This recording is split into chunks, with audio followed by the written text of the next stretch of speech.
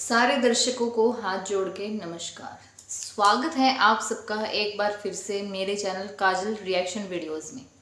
आज की वीडियो में हम बात करेंगे झज्जर जिले के गांव धरौली की एक दिल दहलाने वाली घटना के बारे में। अभी कुछ दिनों पहले की एक सच्ची घटना है। दो सगी बहनों को सोते हुए रात के 12-1 बजे के बाद जिंदा जला दिया जाता है, जिसमें से छोटे वाली बहन की तो मौके पर ही मौत हो जाती है। एक बार जो पूरा मामला है उसको अच्छे तरीके से जान लेते हैं, उसके बाद इसके बारे में डिस्कस करेंगे। एक परिवार में 4 सदस्य थे, 2 बहनें, माता और पिता।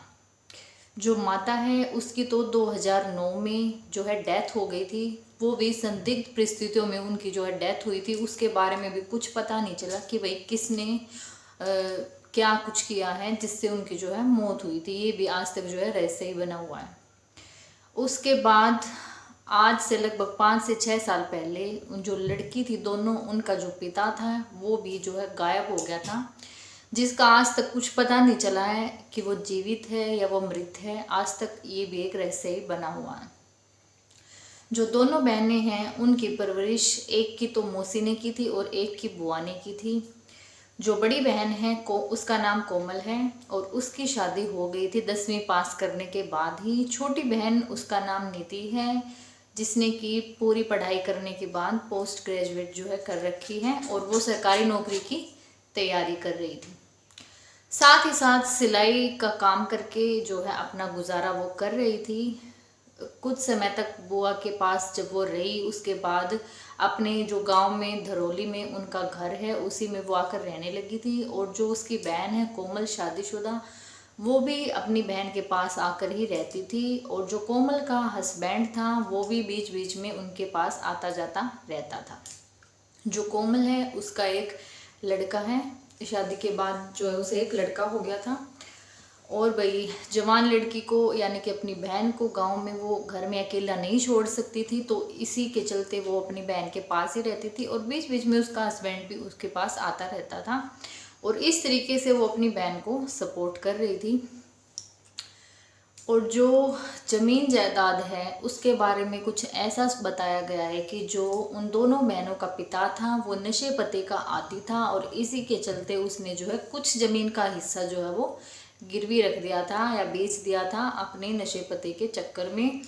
उसके बाद जो है वो लापता हो गया था, जिसका आज तक कुछ पता नहीं चला। और जो बाकी उनकी जो ज़मीन बच गई थी वो इन दोनों बहनों के नाम कर दी गई थी, क्योंकि भाई तो इनका था नहीं।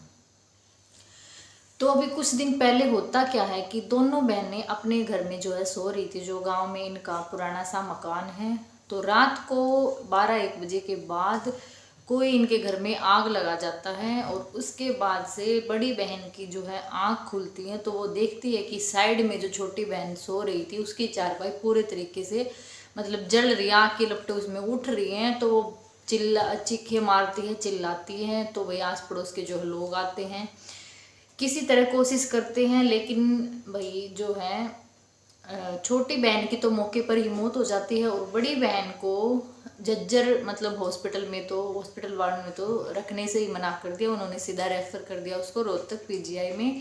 और अब वो रोहतक पीजीआई में एडमिट है और उसका शरीर का 70% जो भाग है वो जला हुआ है। और उसकी हालत इतनी ज़्यादा गंभीर थी कि भाई पुलिस जब उससे बयान ले रही थी तो मतलब उसकी बयान देने की भी जो है उसकी शरीर में हिम्मत नहीं थी। तो भाई बात अब ये उठ के आती है कि भाई हर कोई ये जानने की कोशिश कर रहा था कि ये घटना हुई तो हुई कैसे। तो पुलिस में भाई जैसे ही रिपोर्ट लिखाई जाती है तो पुलिस वाले मामले की जांच करते हैं। आसपास जो भी सीसीटीवी कैमराज लगे हुए थे उनमें जांच करने के बाद पता चलता है कि भाई उसी समय पे यानी 12-1 बजे के बाद जिस समय ये घटना हुई थी, एक गाड़ी जो है जाती हुई दिखाई देती है। और जो गाड़ी है बाद में छानबीन के बाद पता निकलता है कि जो बड़ी बहन कोमल थी उसका एक जेठ था नरेंद्र नाम का, जिसकी उम्र थी 45 वर्ष। और कोमल की जो बहन थी निधि, उसकी उम्र थी केवल 24 वर्ष। और वो जेठ यानी कि जो कोमल का जेठ था वो निधि से शादी करने का दबाव बना रहा था और निधि ने उसको साफ साफ मना कर दिया था। तो इसी के चलते उसने इस सारी घटना को अंजाम दिया था और गाड़ी की नंबर प्लेट को छुपाने के लिए उसने शैम्पू और मिट्टी जो है वो उस पर डालने की पूरी कोशिश भी की थी, लेकिन सीसीटीवी फुटेज में जो गाड़ी है वो और उसके अंदर 2-3 शख्स बैठे हुए दिखाई दे रहे हैं, यानी कि जो कोमल का जेठ है वो और उसके साथी उसके साथ 2 और बैठे हुए दिखाई दे रहे हैं।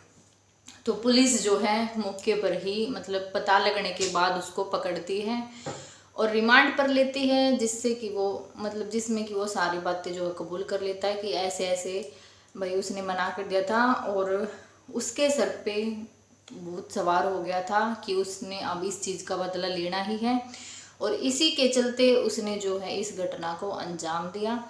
तो ये देखो आजकल कैसा टाइम आ गया है, मतलब कि एक लड़की जो कि वही इतनी मेहनती थी, जिसके माँ बाप नहीं है, भाई नहीं है, सिलाई करके अपना गुजारा कर रही थी, बुआ के घर में वो पली बड़ी थी, भाई पढ़ाई में इतनी तेज़ थी कि पढ़ाई पूरी करके अब गवर्नमेंट जॉब की तैयारी कर रही थी, भाई कोशिश में थी कि भाई कहीं मतलब किस्मत खुल जाए और कहीं ना कहीं उसको जॉब मिल जाए।